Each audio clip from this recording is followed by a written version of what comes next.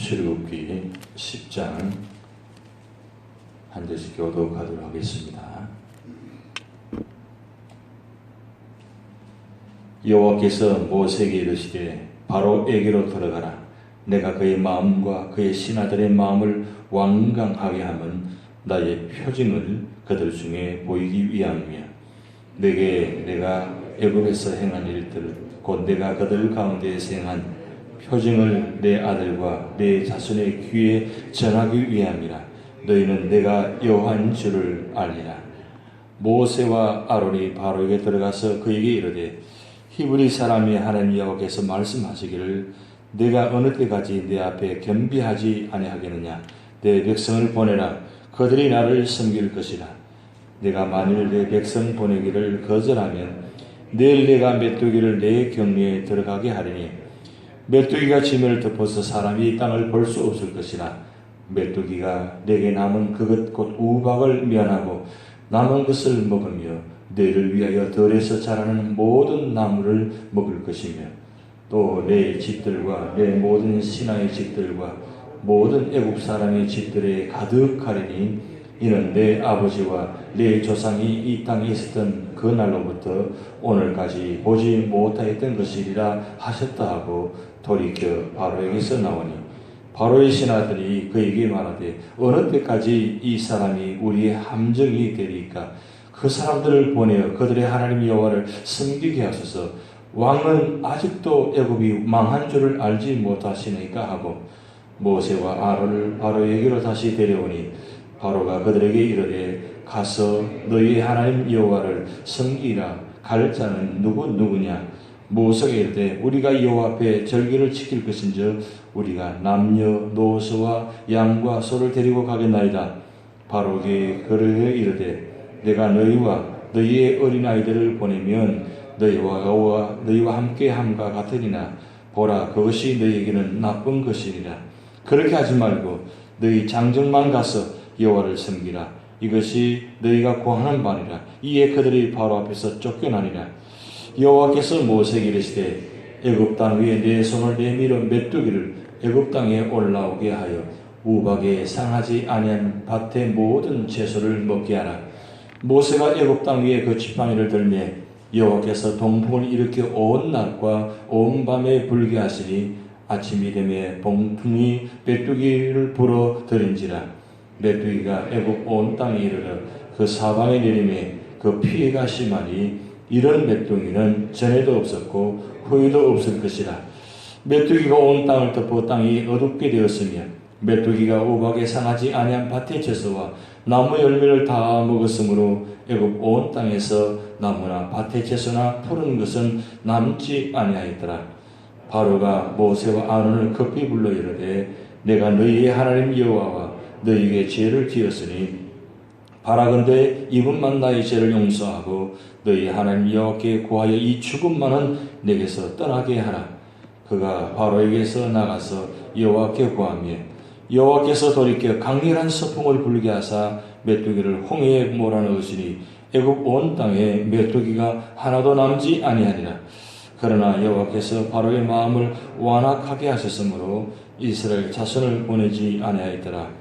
여호와께서 모세에게 이르시되 하늘을 향하여 내 손을 내밀어 애굽 땅에 흑암이 있게 하라. 곧 더듬을 만한 흑암이리라. 모세가 하늘을 향하여 손을 내밀며 캄캄한 흑암이 3일 동안 애굽 온 땅에 있었어. 그 동안은 사람들이 서로 볼 수 없으며 자기 처소에서 일어나는 자가 없어되 온 이스라엘 자손들이 거주하는 곳에는 빛이 있었더라.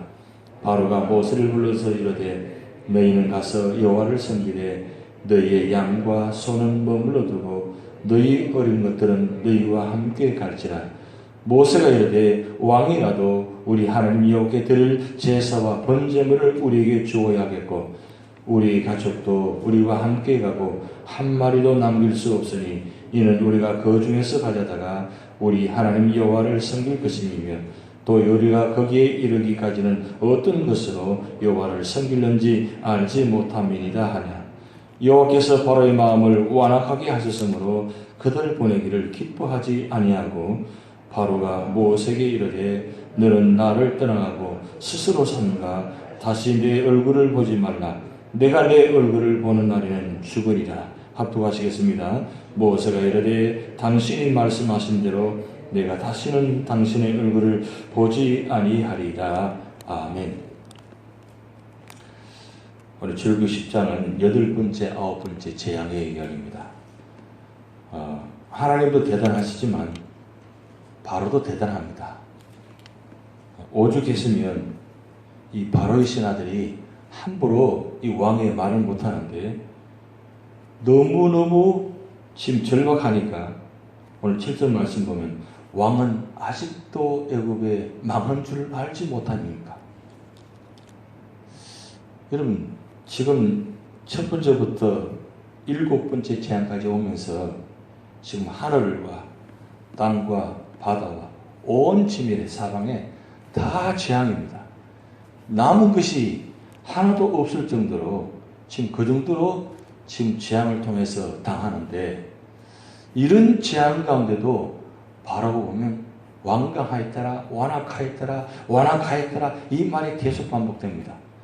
그런데 하나의 특징은 바로가 스스로 마음을 완악한 적도 있었지만 실제적으로 히브리 단어에 보면 이 완악했다는 것은 스스로 자신이 완악했다기보다는 하나님께서 바로의 마음을 완악하게 하셨다는 뜻이 담겨 있습니다.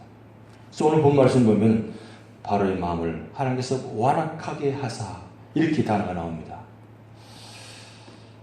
사실 하나님께서 작정하시고 이 10가지 재앙을 일으키실 때는 뜻이 담겨 있다는 것을 오늘 본 말씀에 기록되어 있는데 그것을 2번이나 단어를 반복하면서 표징이라고 단어를 써놨습니다.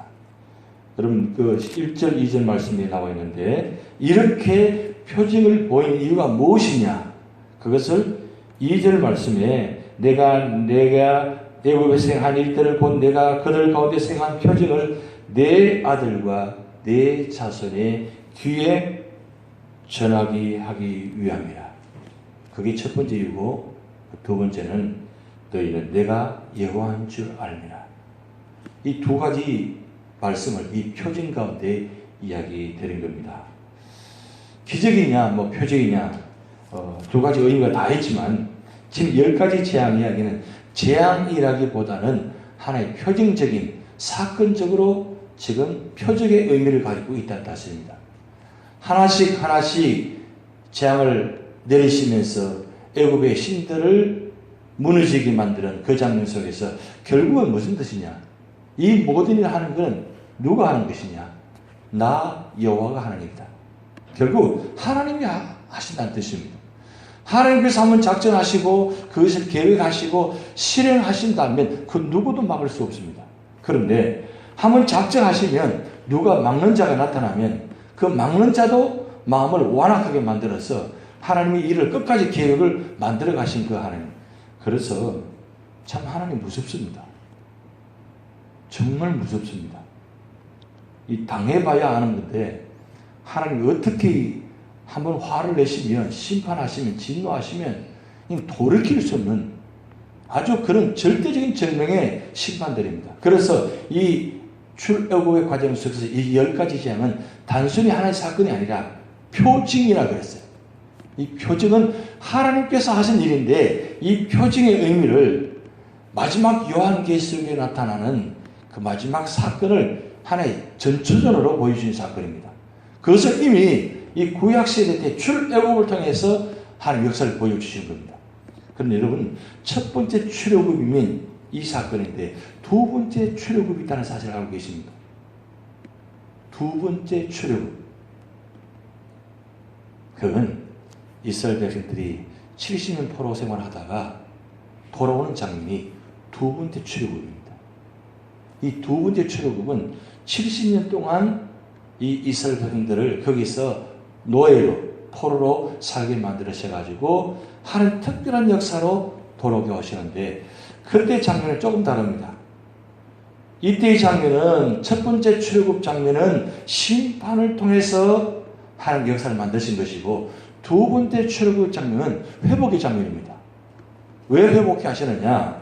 하나님은 이 두 번째 출애굽을 통해서 하나님 나라를 만들어 가시는데 그것은 바로 예수 그리스도를 이 땅에 오게 하시기 위해서 하나의 구원과 회복의 장면입니다.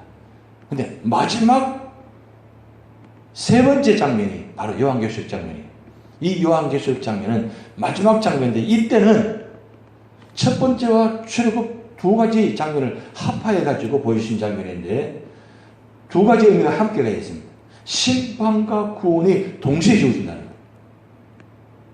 심판과 구원이 동시에 주어져요. 그래서 이 출애굽 이 첫 번째 장면이 참 중요한 장면입니다. 그런데 여러분 10가지 재앙을 조금 자세히 들여다보면 좀 특징이 있습니다. 첫 번째, 두 번째 재앙은 경고 후에 재앙을 내리고 그리고 경고 후 재앙도 당하지 않으면 회복하지 않으면 바로 세 번째 재앙은 경고 없이 재앙을 내렸어요. 그러다가 네 번째, 다섯 번째 장면은 경고합니다. 경고한 후에 재앙을 내립니다. 그리고 네 번째, 다섯 번째 재앙을 내림에도 바로가 마음을 회복하지 않으면 여섯 번째는 경고 없이 재앙을 내립니다. 경고 없이 재앙을 내리다가 다시 한번 기회를 줍니다. 그래서 여섯 번째, 일곱 번째 재앙은 다시 경고합니다. 경고 후에 다시 재앙을 내립니다. 그래도 돌아오지 않으면 어떻게 하느냐? 여덟 번째, 아홉 번째 보면 여덟 번째는 경고 후, 아홉 번째는 이 경고 후가 아니라 경고 없이 바로 재앙을 내립니다. 그리고 마지막 열 번째 재앙은 경고 마지막 내립니다. 그런데 오늘 여러분 본 말씀의 마지막 장면을 보면 이 여덟 번째, 아홉 번째 재앙인데 이 여덟 번째 재앙은 세상의 곤충의 신들을 제하는 장면이고 아홉 번째 재앙은 태양의 신을 믿는 그들에게 재앙을 내리는 거거든요. 이 메뚜기 재앙과 이 흑암의 재앙은 이스라엘 백성들에게 뿐만 아니라 이 애굽 땅의 모든 사람들에게 중요한 의미가 있습니다. 왜냐하면 그들이 믿는 신은 결정적으로 태양의 신입니다. 태양을 절대적으로 섬깁니다. 외국 사람들은 이 태양의 신을 얼마나 섬기는지 가는 곳마다 이 태양의 그림을 벽에다가 다 그림을 박아놨어요. 가는 곳마다 이 태양의 상징들을 벽화에다가 그렇게 새겨놓습니다. 그 정도로 철저하게 태양의 신을 섬깁니다. 이 태양의 신을 섬기는 것을 하나님은 마지막 아홉 번째 재앙을 통해 가지고 심판하시잖아요. 3일 동안 누구도 보지 못하게 그래서 일어나는 자가 없다고 그랬어요. 얼마나 캄캄하게 만들었어요. 그런데 여러분 여덟 번째 재앙부터 해가지고 아홉 번째 재앙 쭉 말 보면 그 바로와 이 모세와의 관계 속에서 이 협상하는 장면이 나옵니다. 타협하는 장면이 나오는데 그것이 어떻게 보면 우리 신앙생활에 사탄이 우리에게 전략을 펴는 장면이 거의 비슷해요. 첫째 뭐냐면 예배는 드리지만 가지 말라. 예배는 여기서 드리고 가지 말라. 예배를 드리는데 삶을 바꾸지 말라. 이게 사탄의 전략이에요. 예배는 열심히 드리라. 어디에서? 교회 안에서. 교회 안에서 열심히 예배 드리고 나가서는 바꾸지 말라. 평소대로 살아라. 그래서 하나님은 교회 안에만 계시도록. 그리고 세상 속에는 하나님이 없어요. 그래서 꼭 비밀 첩본 그리스도인처럼 저분이 예수 믿는지 안 믿는지 구분이 잘 안 가요. 교회에 들어오면 보면 굉장히 하나님 예배를 잘 드리고 신앙생활 참 잘해요. 지금 바로가 그런 말이에요. 너희가 가지 말고 여기서 예배 드리면 되지 뭘 꼭 가냐. 여기서 예배 드리라. 그게 바로의 전략이 사탄의 전략입니다. 두 번째 전략이 뭐냐면 8장 28절에 보면 너무 멀리 가지 말라. 가긴 간데 너무 멀리 가지 말라. 이게 무슨 뜻이냐면 너무 열심히 하지 말라는 거예요. 뭘 그렇게 열심히 하냐고. 좀 적당히 믿지. 적당히 봉사하고 적당히 예배드리고 적당히 하라는 거예요. 뭐든지. 그래서 보면 딱 구분해요. 이건 여기까지. 여기 여기까지. 선을 다 구분해 놨습니다. 예배 참자는 것도 여기까지. 그리고 봉사하는 것도 여기까지. 항상 보면 그분은 항상 여기까지만 선을 딱 넘어가지 않습니다. 요까지 딱 적당히 선을 딱 그어놓고, 그리고 자기 나름대로는 굉장히 예수를 잘 믿는 것 같고 계획이 참 잘 세우는 것 같아요.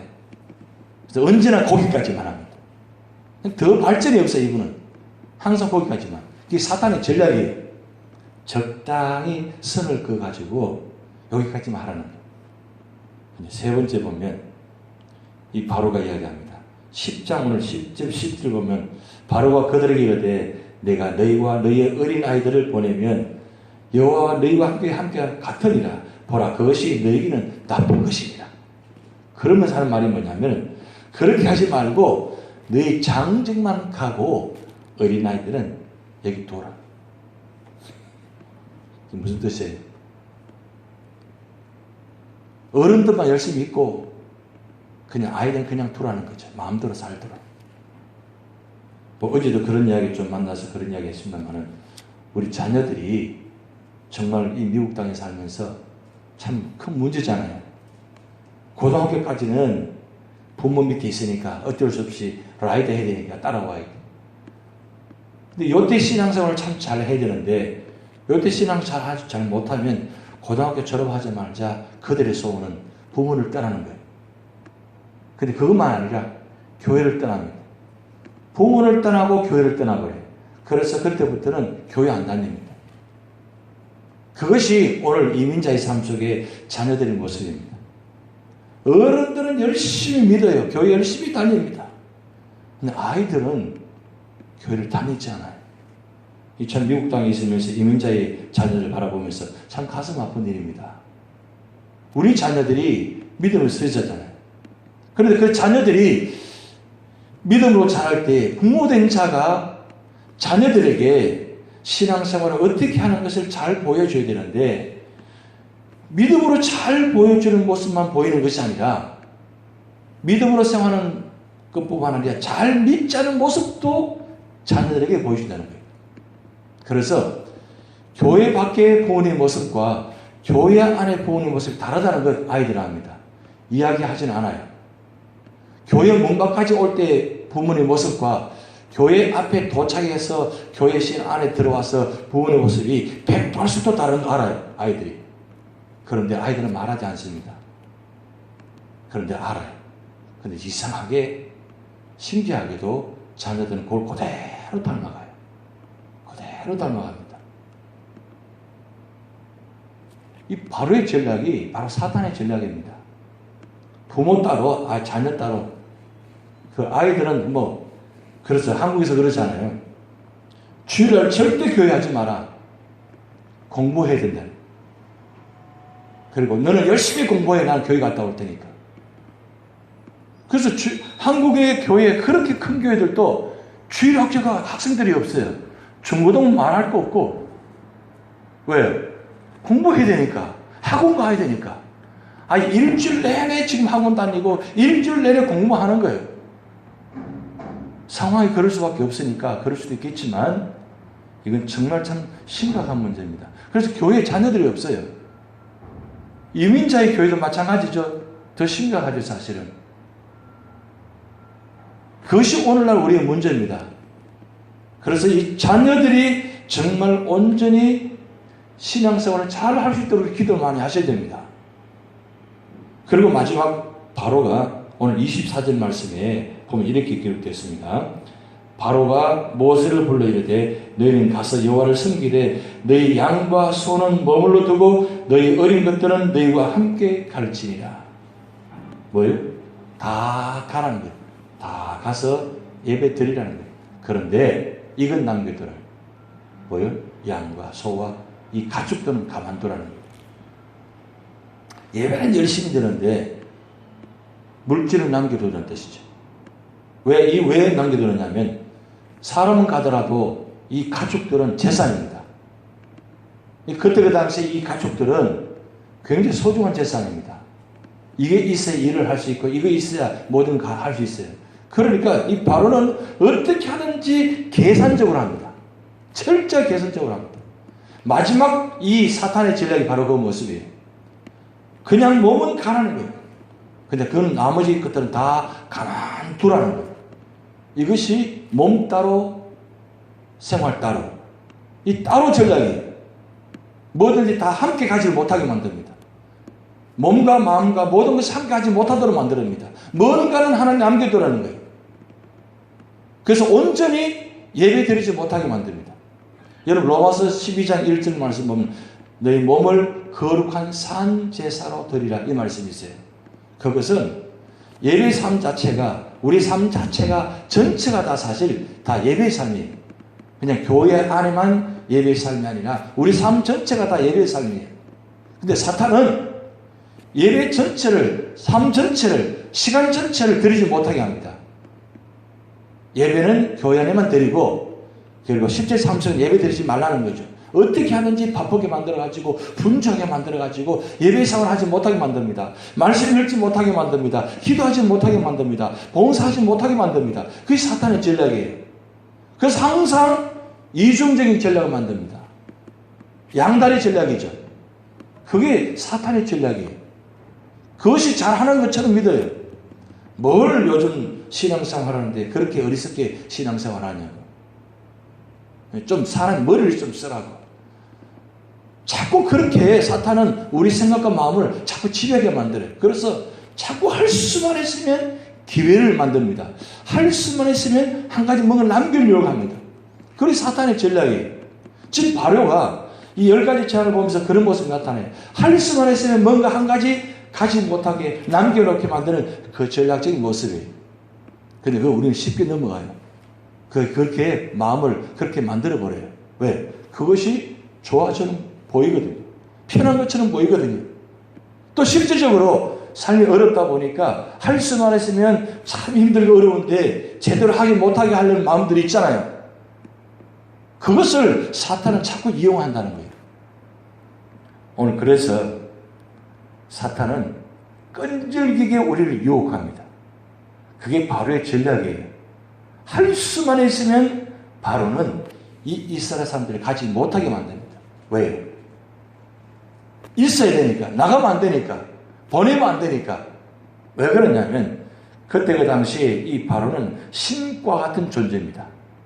그런데 여호와라는 신이 등장해가지고 지금 신과 신이 함께 지금 전투하는 장면이에요. 바로가 여기서 놓아버리면 그동안 믿었던 모든 사람의 신이 없어지는 거예요. 그러면 왕 자체, 존립 자체가 다 무너지는 거예요. 그것을 포기할 수 없는 겁니다. 그래서 할 수만 있으면 다른 건 다 무너져도 왕의 신격화는 무너질 수 없는 거예요. 그러다 보니까 이 애국의 모든 것이 초토화 되어버리는 그런 모습 봅니다. 결국 무슨 뜻입니까? 온전히 하나님께 순종하지 아니하면 하나님은 끝까지 하나님을 심판하신다는 것. 그것을 보여주는 장면입니다. 뭐 적당히 하고 좀 대충 하면 그것이 잘 믿는 것 같고 잘 사는 것 같고 잘 하는 것처럼 보이지만 그게 잘하는 게 절대 아니라는 거예요. 마지막 결정적인 순간에 무너집니다. 평소에 잘 몰라요.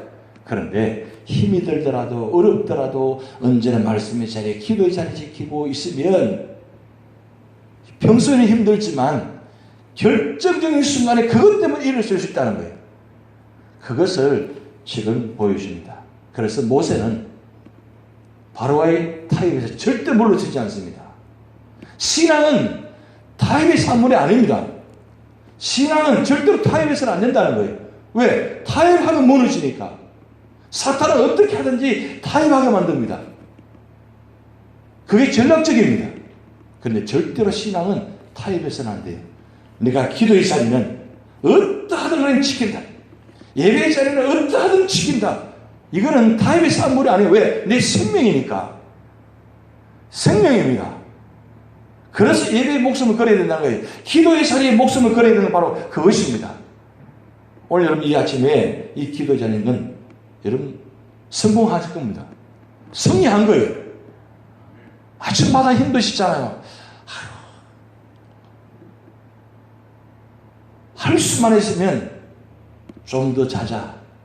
좀 더 눕자. 저 그런 마음이 있잖아요. 우리 육신이 약하잖아요, 사실. 그렇게 결심하지만 잘 되지 않습니다. 그래도, 아유, 그래, 이랬어야지. 가야지. 내가 기도하지 않으면 우리 교회 무너져. 이런 마음으로 나오신다는 거예요. 무너지는 건 뭘 무너지겠어요? 그런데 그런 마음을 가지고 타협하지 않고 내 스스로와 타협하지 않고 세상과 타협하지 않고 일어서는 그 순간이 승리의 자리예요. 오늘도 이 믿음, 이 모습 가지고 승리하신 이런 되시 바랍니다. 다 주기도문 하시겠습니다. 하늘에 계신 우리 아버지여, 이름이 거룩히를 받으시오며 나라의 임하옵시며 뜻이 하늘에서 이룬 것 같이 땅에서도 이루어지이다. 오늘날 우리에게 일용할 양식을 주옵시고 우리가 우리에게 죄진 자를 사하여 준 것 같이 우리 죄를 사하여 주옵시고 우리를 시험에 들게 하지 마옵시고 다만 악에서 구하옵소서. 대개 나라와 권세와 영광이 아버지께 영원히 있사옵나이다. 아멘.